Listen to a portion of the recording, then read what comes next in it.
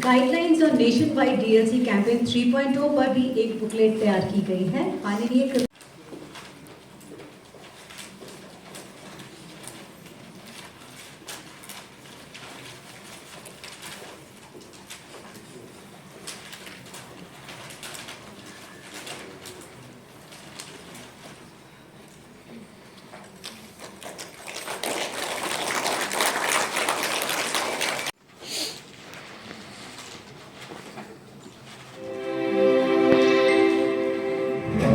माननीय प्रधानमंत्री का लक्ष्य है अनुसंधान से आत्मनिर्भरता तक, और इस सपने को साकार करने में जुटा है department of pension and pensioners welfare.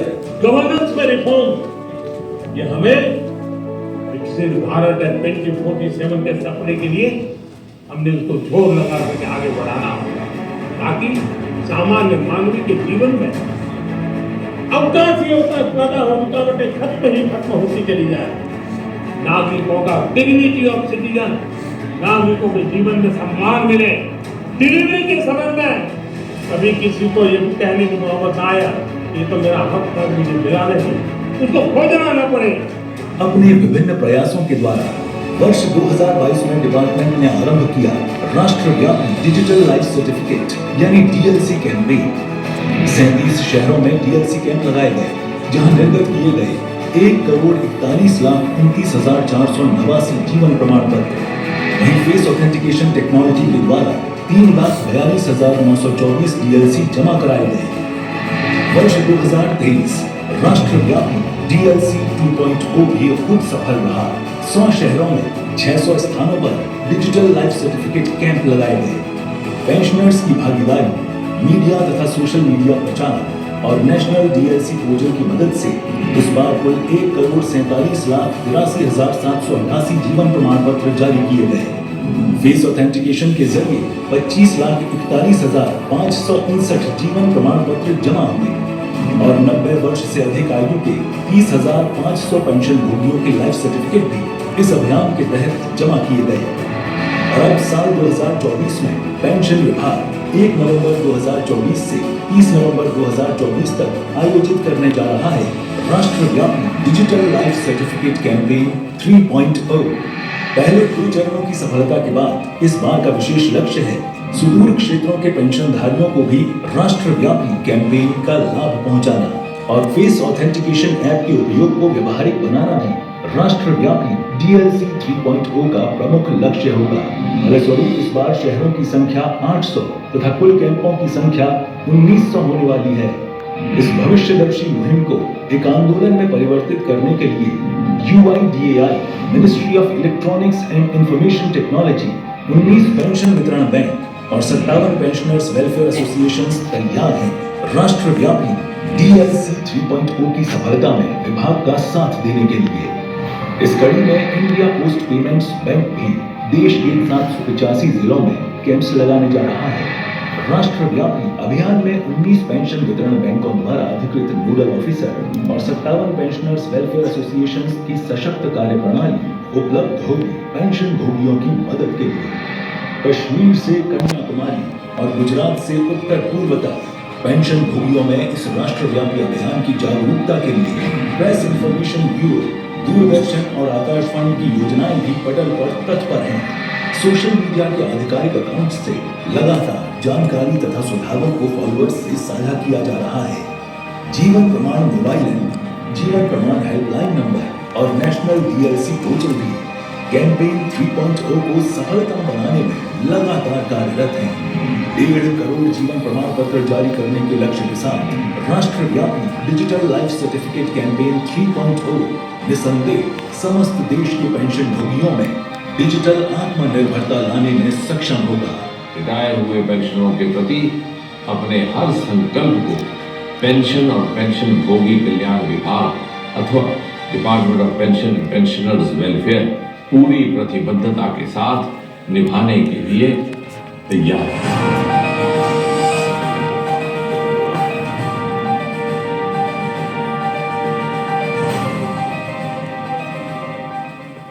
CGM state bank of India Shrimati Shri Dhruvajyoti ji, यहाँ पर पेंशन विभाग के और बैंकिंग सेक्टर के प्रमुख अधिकारीगण और हमारे बहुत से सेवानिवृत्त सीनियर सिटीजन जनरल सिटीजन। सबसे पहले तो बधाई के पात्र हैं श्रीनिवास जी, इनकी सारी टोली, डाक विभाग के सभी अधिकारी, क्योंकि उनके सहयोग के बिना ये संभव न था। और क्योंकि ये तीसरा अपने तरह का अभियान है, तो पिछले 2 अनुभवों से सीख करके हमारा आत्मविश्वास भी बढ़ा है, हमारा साहस भी बढ़ा है इसको और ज़्यादा विस्तृत करने के लिए। और जैसा कि अभी श्रीनिवास जी कह रहे थे कि इस प्रकार के अभियानों के माध्यम से एक दूसरे के साथ हमारा परिचय भी और नज़दीक का हुआ है, एक दूसरे से हमें बहुत सारी सुझाव इनपुट्स भी मिलते हैं। वो कह रहे थे कि मैं जैसे पूछ रहा था कि महेश्वरी जी कहाँ हैं, तो हुआ क्या कि मैं अगले ही दिन किसी और शहर में था, तो वहाँ से एक ज़माने में हमारे डायरेक्टर जनरल पुलिस हुआ करते थे पेंशन वेलफेयर के, वो भी पेंशन की जो इनकी एक one of the welfare committee है उसके बहुत वासीफरस तर्जुमान थे। तो मैंने पूछा कि भाई वो आजकल आते ही नहीं, ना डांटते हैं ना श्रीनिवास जी को तंग करते हैं, तो कहाँ हैं? तो मैंने कहा कि थोड़े से वृद्ध अवस्था के कारण और कुछ एक परिवार में इस प्रकार की दिक्कतें हुई हैं। तो कहने का तात्पर्य ये कि मोदी जी के आने के बाद सन 2014 के बाद जो इस प्रकार के अभियान प्रारंभ हुए हैं, न केवल पेंशन विभाग ज़्यादा और अधिक वाइब्रेंट हुआ है, बल्कि उसमें एक ह्यूमन टच भी सरकार की ओर से आउटरीच का काम हुआ है। अब जहाँ तक डिजिटल लाइफ सर्टिफिकेट का संबंध है, इसकी कल्पना भी मोदी जी के आने के बाद ही हुई थी। और बहुत से लोग जो बाद में जुड़े हैं शायद उनको इस बात की जानकारी कम रही हो कि सन 2014 में जब ये पहली बार सरकार आई तो हमारे मन में बहुत सारी ऐसी वेदनाएं थी जो हमने स्वयं झेली थी, क्योंकि कभी सरकार में रहने का अवसर नहीं रहा था। तो ये था कि ये भी एक ऐसा प्रावधान है जिसको रखना आवश्यक है भी कि नहीं है, इस पर विचार किया जाए। तो व्यक्तिगत तौर पर मेरा ये सुझाव था कि इसको हम समाप्ति कर दें। मैंने कहा कि चूँकि मैं अधिकतर जीवन में चिकित्सक रहा हूँ, तो अस्पतालों में मैंने देखा है डेथ सर्टिफिकेट की बहुत मांग रहती है, क्योंकि जो चला जाता है उसको तो फर्क नहीं पड़ता, उसका तो बंदोबस्त ऊपर वाले ने कर दिया होता है। लेकिन जो पीछे बच जाते हैं उनको कोई इंश्योरेंस की रकम निकालनी होती है, कोई ग्रेच्युटी निकालनी होती है, तो वो कहते हैं कि साहब जो डेथ सर्टिफिकेट ज़रूर लेकर के आना, नहीं तो बाहर अगर बिहार से आया पेशेंट नहीं उसमें तो कौन वापस आएगा लेने। तो मैंने कहा उसकी तो मांग रहती थी, लेकिन आप जीवित होने का सर्टिफिकेट मांगते हैं, क्या ये मानवीय है भी कि नहीं? तो एक तरह का ये विचार चल भी पड़ा था। वास्तविकता ये कुछ दिन हमने इस पर विचार भी किया। फिर यकायक एक दिन हमारे पास बैंकिंग सेक्टर की एक मित्र आए जो मेरे बड़े कई वर्षों से मेरे परिचित थे। तो उन्होंने कहा कि अच्छा ये है तो बहुत नेक ख्याल, लेकिन इसका एक और भी पहलू है। और मुझे जब पता चला तो मुझे लगा कि मैं आपको आकर के उसकी थोड़ा सा उसको लेकर के थोड़ी सी चेतावनी भी दूँ कि हमारे यहाँ एक केस हुआ कि एक सेवानिवृत्त हमारे वरिष्ठ नागरिक सीनियर सिटीजन वो स्वर्गवास हो गए और उसके बाद 6 बरस तक उनका सपुत्र उनके नाम की पेंशन निकालता रहा। तो कहीं उसने पूरी चेक ऊपर साइन करवा लिए थे कि पिताजी बार बार आपको क्या तकलीफ देनी, और लाइफ सर्टिफिकेट भी किसी डॉक्टर से वो उपलब्ध करवा लिया करता होगा। तो बोले साहब ऐसे भी केसेस देखने को आए हैं, तो इस पर जल्दबाजी से ना सोचा जाए। तो फिर ये दूसरा विकल्प आया कि चूँकि हमारे पास बहुत किस्म की टेक्नोलॉजी अब उपलब्ध हो गई है, तो क्यों ना इसकी सुविधा के लिए कुछ और तरीका ढूंढा जाए, क्योंकि आखिरकार यदि प्रशासन या सुशासन का अर्थ यह है कि नागरिक के जीवन में सरलता लानी, और हमारे यहाँ लाइफ स्पैन बढ़ता जा रहा है। तो एक ज़माने में 47 के बाद आज़ादी के बाद बहुत से हमारे सज्जन थे जो बिना सेवानिवृत्त हुए ही कूच कर जाते इस धरती से। तो अब लाइफ स्पैन भी बढ़ गया, और उस वर्ग की चिंता करना ना केवल हमारे लिए अनिवार्य है बल्कि राष्ट्र निर्माण के लिए भी अनिवार्य है, क्योंकि जब ये सेवानिवृत्त होते हैं 60-65 वर्ष की आयु में, तो इनमें ऊर्जा भी भरपूर होती है, अपने काम का अनुभव भी होता है। तो ये डिजिटल सर्टिफिकेट का फिर विकल्प आया, इसको फिंगरप्रिंट्स के माध्यम से, बायोमेट्रिक के माध्यम से। और फिर कोई 2 ही वर्ष पूर्व जब ये ध्यान में आया कि आफ्टर सर्टन एज एक ऐसी भी स्थिति आती है कि फिंगरप्रिंट्स भी पूरी तरह से विश्वसनीय नहीं रहते। तो we were, I think, the first possibly in the government sector to have introduced face recognition technology for good governance. इससे पहले वो अधिकतर क्राइम में इस्तेमाल होती थी और अब वो सरकार के दूसरे विभागों में उपयोग में आने लगी है। और ये जो ऐप है इसके माध्यम से, जैसे कि इस फिल्म में दिखाया जा रहा था, हमारे सीनियर सिटीजन को मात्र देखना रहता है अपने मोबाइल के कैमरा में और 30-40 सेकंड के भीतर आधार कार्ड से वेरिफिकेशन होकर के जो संबंधित बैंक है वहाँ पर वो प्रमाण पत्र पहुँच जाता है। तो इतनी सरल सुविधा है और मुझे इस बात की प्रसन्नता है कि हमारी पेंशनर्स वेलफेयर एसोसिएशन ने इसमें विशेष योगदान दिया है। और जो यहाँ बैठे हैं हमारे वरिष्ठ वहाँ के प्रतिनिधि, मैं चाहूँगा कि उनका ताली बजा करके स्वागत भी किया जाए। क्योंकि जब सरकार आई थी तब 2014 में तो अक्सर हमने जो पिछली सरकारों से विरासत में सुना था कि सर ये पेंशन वेलफेयर एसोसिएशन एक बहुत बड़ी न्यूसेंस रहती है, कि उनके जानकार रहते हैं सरकारी विभाग के, सरकारी कामकाज के, तो जब भी इनकी मीटिंग बैठक ली जाए तो ऐसे नुक्ते लेकर के आते हैं कि हमें उसके लिए थोड़ी सी असुविधा हो जाती है। लेकिन मुझे इस बात की प्रसन्नता है कि जैसे मोदी जी ने कहा ट्रांसफॉर्मेशन तो के लिए ये सरकार प्रतिबद्ध है, तो ये भी एक नई ट्रांसफॉर्मेशन हुई है कि ये संस्थाएं, ये एसोसिएशन जो सेवानिवृत्त अधिकारियों की हैं या कर्मियों की हैं, यही सबसे अधिक इस अभियान को फैलाने में कामकाज करती रही हैं गत वर्षों में। और हमने देखा कि घर घर जाकर के उन्होंने न केवल सीनियर सिटीजन्स को प्रशिक्षित किया बल्कि उनकी अगली पीढ़ी को भी। और बहुत सारे परिवारों में उस तरह से सोशल मीडिया पर तस्वीरें चढ़ाई गई कि तीसरी जनरेशन का बच्चा अपने दादा की तस्वीर लेकर के अपलोड कर रहा है। तो ये एक मास कैंपेन बनाने में सरकार ने तो अपना योगदान किया ही, उसका दायित्व भी है, करना भी था। पोस्टल डिपार्टमेंट भी अपनी जिम्मेवारी के तहत उसको निभाएगा ही, पेंशन विभाग भी। लेकिन आपने जो वॉलंटरी तौर पर आगे आकर के किया उसका विशेष अभिनंदन है। और पहले कैंपेन में जो हमने नवंबर 2022 में शुरू किया था उसमें 37 नगरों में इसका अभियान चलाया गया था। दूसरे कैंपेन में जैसे अभी श्रीनिवास जी कह रहे थे बहुत उत्साहजनक आंकड़े रहे, लगभग 1.5 करोड़ लोगों ने इस प्रकार के प्रमाण पत्र बनवाए, जिसमें से 25 लाख तक फेस ऑथेंटिकेशन। हालांकि वो पहली बार इंट्रोड्यूस हुआ, बहुत सारे लोगों को समझ भी नहीं आ रहा था, बहुत से लोग उसका औचित्य भी नहीं समझ रहे थे, उसकी आवश्यकता भी नहीं समझ रहे थे कि हम इसकी जरूरत है भी कि नहीं है। और 90 वर्ष की आयु से अधिक लगभग 31,000 हमारे ऐसे पेंशनर्स हैं और मेरे ख्याल से 15,000 10,000 हैं जो 100 वर्ष से हो गए। और उनके लिए तो ये सुखद समाचार ये भी है कि उनको पूरा वेतन मिलता है पेंशन के तौर पर। So there is an incentive to live up to 100। और इसके लिए आपने अपनी स्वास्थ्य की देखरेख करना वो भी एक जिम्मेवारी है। तो यानी ये अभियान केवल पेंशन पहुंचाने तक सीमित नहीं है कि बहुत सारे आयाम हैं, बहुत सारे पहलू हैं और बहुत जीवन के बहुत सारे विषयों से ये जुड़ा हुआ है। और इस कैंप में भी 785 ज़िला यानी 750 से अधिक और ग्रामीण डाक सेवक। और जैसे मैंने उस दिन रोजगार मेला में भी कहा था कि अब ये डाक विभाग वो नहीं है कि जो डाकिया डाक लाने तक सीमित रहा, तो डाक का ज़माना ही जाता रहा। लेकिन आधुनिक युग में जिस प्रकार से इन्होंने और इनकी अनेकों इस प्रकार की वो सुकन्या समृद्धि है आपका, और इस प्रकार से महिला सेविंग सर्टिफिकेट, यानी डाक विभाग और कुछ भी क्या कर सकता है वो हुनर दिखाने का भी इनको अवसर अब मिला, क्योंकि पहले ज़्यादा वक्त चिट्ठियाँ बांटने में जाता था।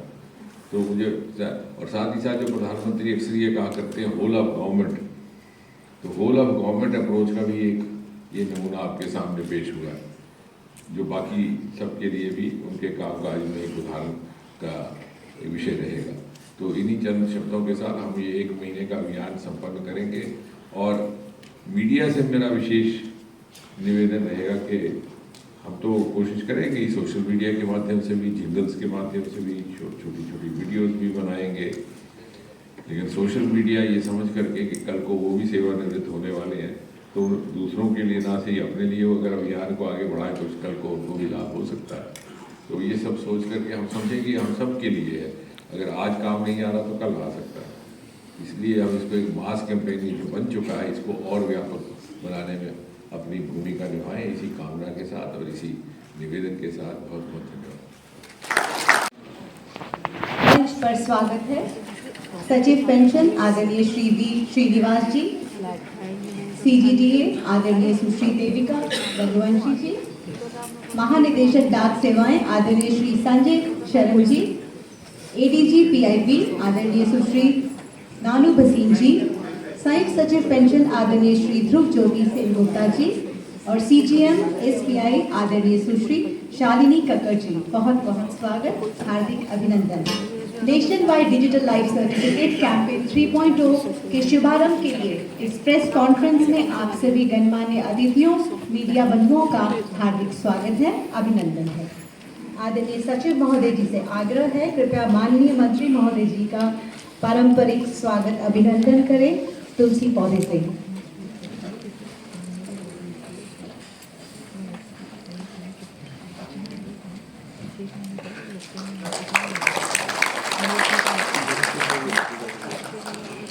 धन्यवाद सर।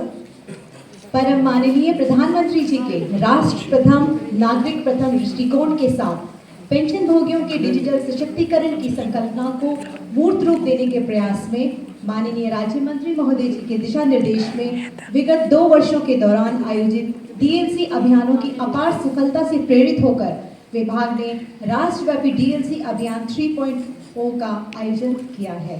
इस महाअभियान की संपूर्ण रूपरेखा तथा स्वागत संबोधन प्रस्तुत करने के लिए हम अनुरोध करते हैं आदरणीय संयुक्त सचिव पेंशन श्री ध्रुव ज्योति सेनगुप्ता जी आपसे।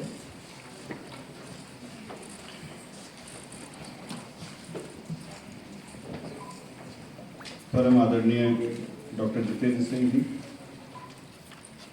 मंचासीन सभी गणमान्य अतिथिगण, सचिव पेंशन श्री वी श्रीनिवास, यहाँ उपस्थित सारे मीडिया के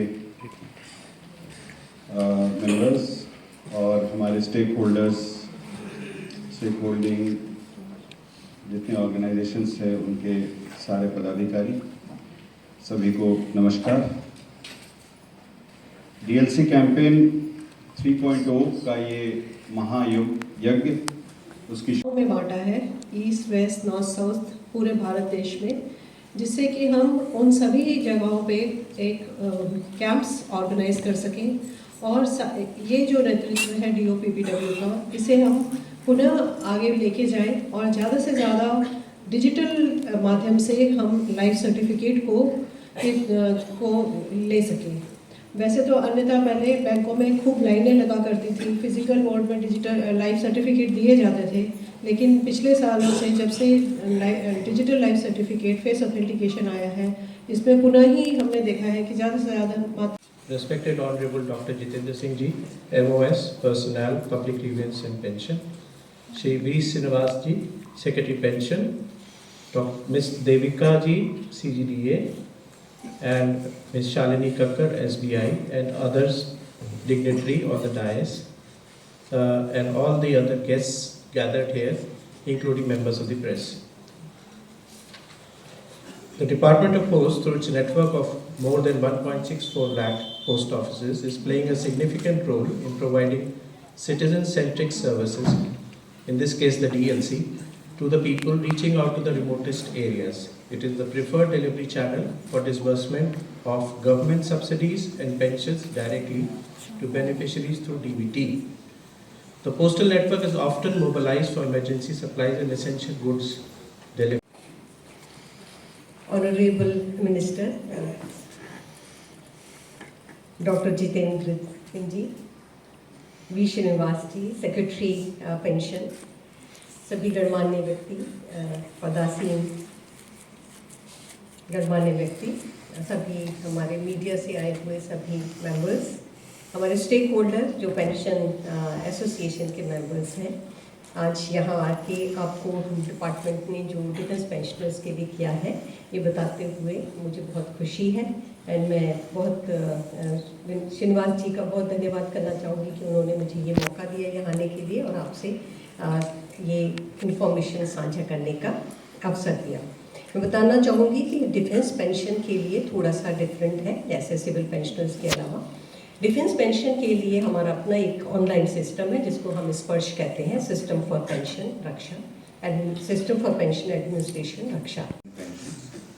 Dr. Jiten Singh sir, to the launch of the nationwide Digital Life Certificate Campaign 3.2, which will be undertaken from 1st to 30th November. I also welcome my colleagues, Sri Sanjay Sharan ji, Srimati Devika ji, Srimati Shalini ji, Rubjyoti ji, Nanu Basin ji, and all colleagues whom I see here. Sir, under your leadership in the historic third term of Honorable Prime Minister, the Department of Pension and Pensioners' Welfare has undertaken significant reforms for improving pensioners' welfare as part of the 100 Days program. The month-long campaign for family pensioners you had launched here, and that was a very big success with more than 1900 cases being redressed. The integrated pension form, by integration of 9 pension forms, was also launched in this auditorium. The Anubhav Awards were conferred, and also the Pension Adalat and a pre-retirement counseling workshop was held in Vigyan Bhavan, New Delhi, and also at Jammu Convention.